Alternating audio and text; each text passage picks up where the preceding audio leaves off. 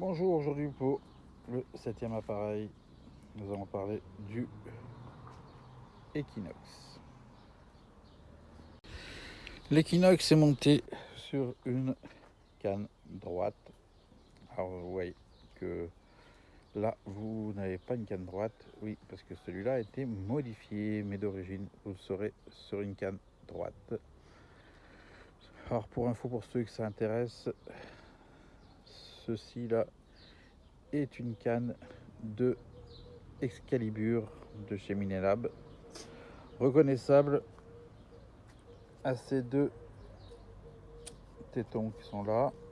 Alors d'autres cannes peuvent faire aussi l'affaire, mais là c'est un Excalibur. Ça en fait ça sert à la base pour tenir le module de commande de l'Excalibur et en dessous les piles. Donc le poids à l'origine de cette machine est de 1,2 kg. Il est multifréquence. Donc les fréquences que l'on va pouvoir trouver sur cette machine, qu'on verra une fois allumée, sera de 4, 5, 10, 15, 20, 40 kHz. Puis vous aurez le multifréquence qui reprendra toutes ces fréquences.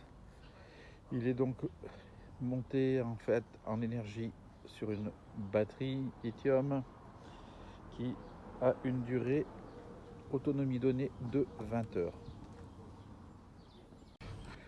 Son disque, alors bien sûr, maladie de ces détecteurs, les disques, les pattes ont tendance à casser comme du verre, donc on répare. Celui-là a été déjà réparé déjà 2 fois. Donc je suis le roi de la sauvette des disques Equinox.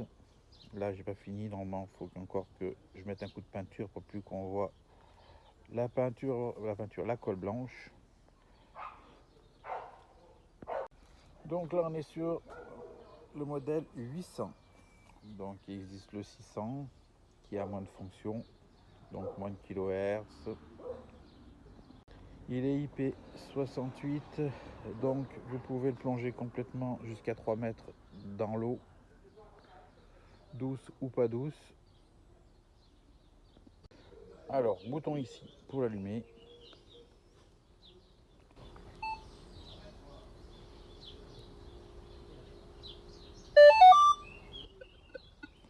Donc il est allumé, on se retrouve avec beaucoup de fonctions. Donc ici vous avez l'échelle de ce que vous allez pouvoir discriminer ou pas discriminer. Ici qui clignote, vous avez le symbole Bluetooth qui va vous faire votre liaison avec le casque sans fil si vous possédez le casque sans fil. Ici un indice avec des flèches qui va vous donner la profondeur de votre cible. Ici on retrouve le petit escargot sensibilité, plus ou moins. Ici vous avez le bouton d'une lumière, donc vous voyez, pour l'éclairer vous pouvez faire fort, moyen ou ne plus la très faible ou ne plus la voir. Batterie, ici vous allez avoir toute une ligne de mode. Ici ça vous indique que vous êtes en multi, vous ne pouvez pas vous tromper, c'est écrit. Si vous appuyez sur le bouton ici avec le gris-gris que vous retrouvez ici, ça va vous changer les fréquences. Alors, on retrouve bien 4 kHz, 5 kHz, 10 kHz, 15, 20, 40 et le multi.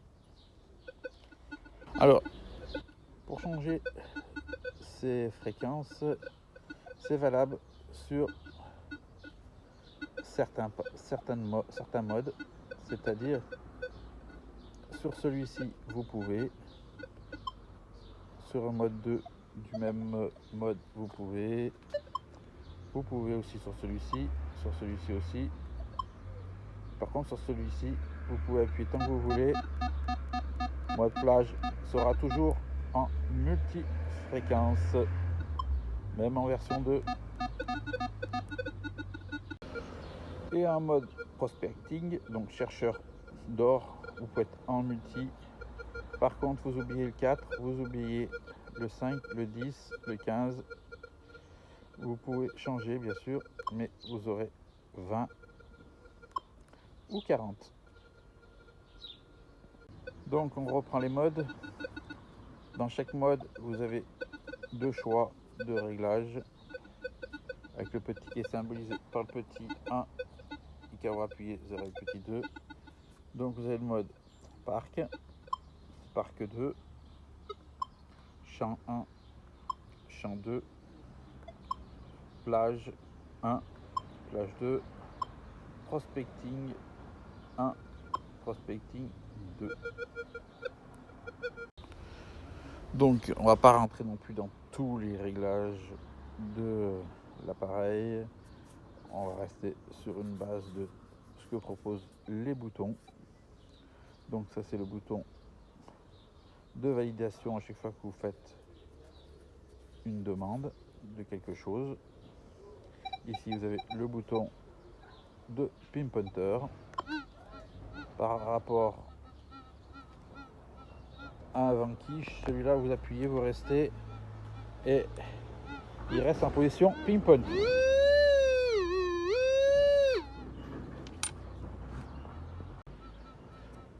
Donc on ressort ça. Ici vous avez un fer à cheval qui vous met en tout métaux.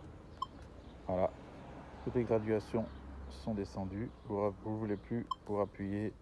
C'est le principe de beaucoup de détecteurs.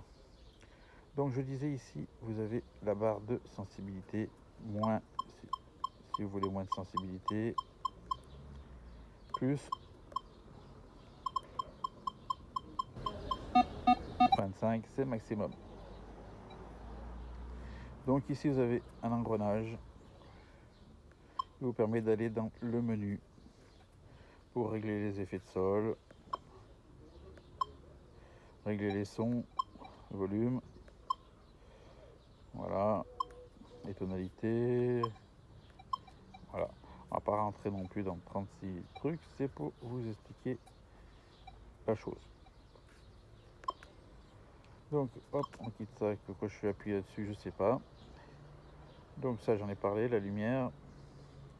Ici vous avez donc la liaison Wi-Fi. Alors là vous êtes en recherche casque parce qu'il était déjà connecté à un casque. Mais si vous n'avez pas de casque, vous le laissez éteint.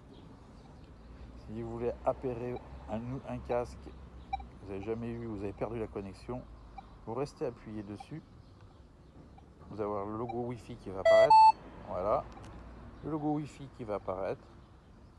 S'il ne trouve rien Wi-Fi, il va passer en Bluetooth et il va chercher un casque. Bon, pour l'occurrence là, il ne le trouvera pas parce que je ne l'ai pas sur moi.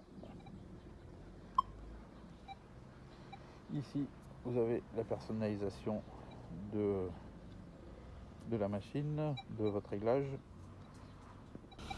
À l'arrière, haut-parleur, prise de charge.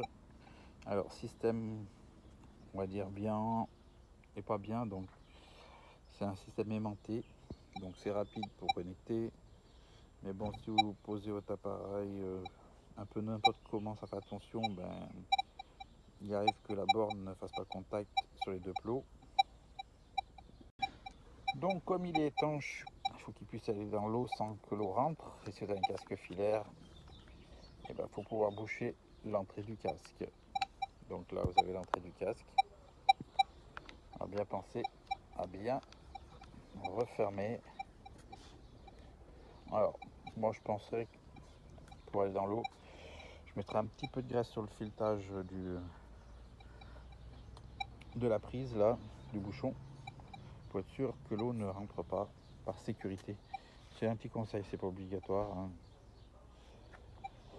Donc par contre, par rapport à un Vanquish, ne vous amusez pas à faire comme j'ai fait sur la vidéo du Vanquish, à replier le repose-bras, pas même plastique.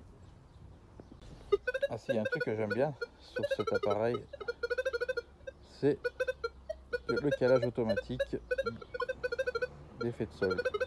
Vous avez ce symbole là, vous cliquez sur OK et il se cale tout seul. Voilà. Alors, j'ai pas montré un truc, je voulais vous montrer. Voilà, là on le rallume, je l'avais éteint entre temps. Pour ceux qui ont rentré, qui ont fait des modifications et qui voudraient savoir comment le remettre en version usine, c'est tout simple. Vous éteignez votre Equinox, vous restez appuyé, vous allez avoir deux lettres qui vont apparaître suivies d'un bip et votre appareil sera remis en version usine. Regardez.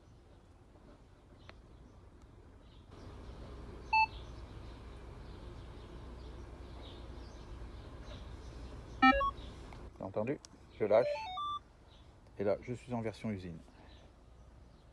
Comme quand vous l'avez acheté. Sur ce, cette petite présentation est faite. Moi je veux dire, j'ai eu du mal un peu à m'y faire à cet appareil. Maintenant ça y est, c'est fait. C'est une très bonne machine, donc un peu lourde, mais très bonne machine. Et je vous dis aussi que il le vaut mieux en cadenas S, personnellement, qui a l'habitude d'avoir des détecteurs avec une cadenas S, que la canne droite. Allez, sur ce, je vous dis à plus.